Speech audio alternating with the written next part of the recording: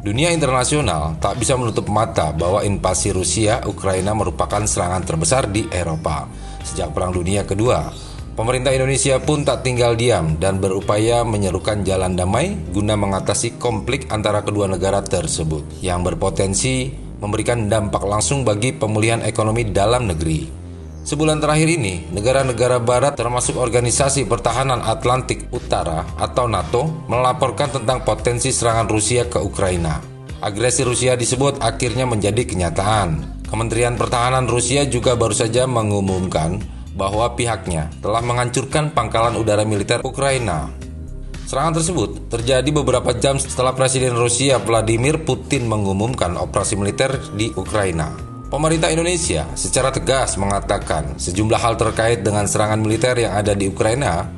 Kementerian Luar Negeri Indonesia menuturkan pada laman resminya kemlu.go.id. Pertama, penghormatan terhadap tujuan dan prinsip piagam PBB dan hukum internasional, termasuk penghormatan terhadap integritas wilayah dan kedaulatan, penting untuk terus dijalankan. Kedua, serangan militer di Ukraina tidak dapat diterima. Serangan juga dapat membahayakan keselamatan rakyat dan mengancam perdamaian serta stabilitas kawasan dan dunia. Ketiga, Indonesia meminta agar situasi ini dapat segera dihentikan dan semua pihak dapat menghentikan permusuhan serta mengutamakan penyelesaian secara damai melalui diplomasi. Keempat, Indonesia mendesak Dewan Keamanan PBB untuk mengambil langkah nyata guna mencegah memburuknya situasi. Pemerintah melalui Kementerian Luar Negeri telah mengapresiasikan rencana evaluasi WNI. Keselamatan WNI selalu menjadi prioritas pemerintah. Sebelumnya, Menteri Luar Negeri Menlu RI Retno Marsudi telah menelepon Menlu Rusia Sergei Lavrov dan Menlu Ukraina Dmytro Kuleba secara terpisah.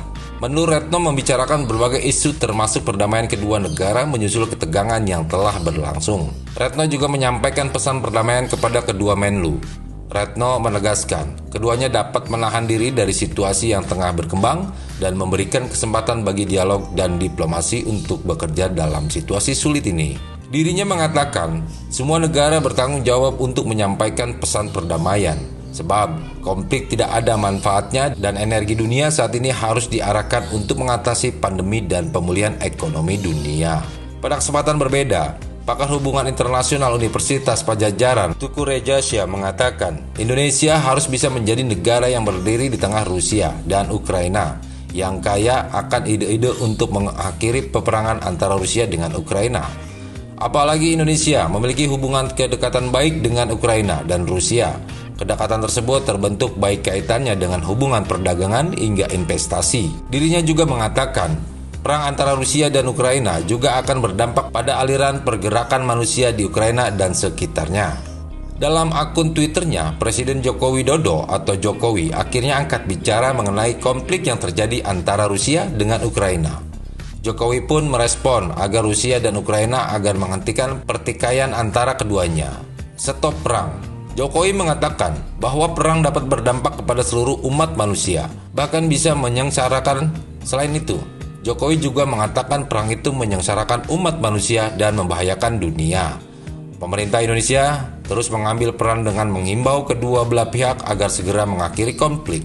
Namun demikian, Indonesia tidak dapat sendiri karena diperlukan dukungan solid dari seluruh negara agar konflik Rusia-Ukraina segera berakhir.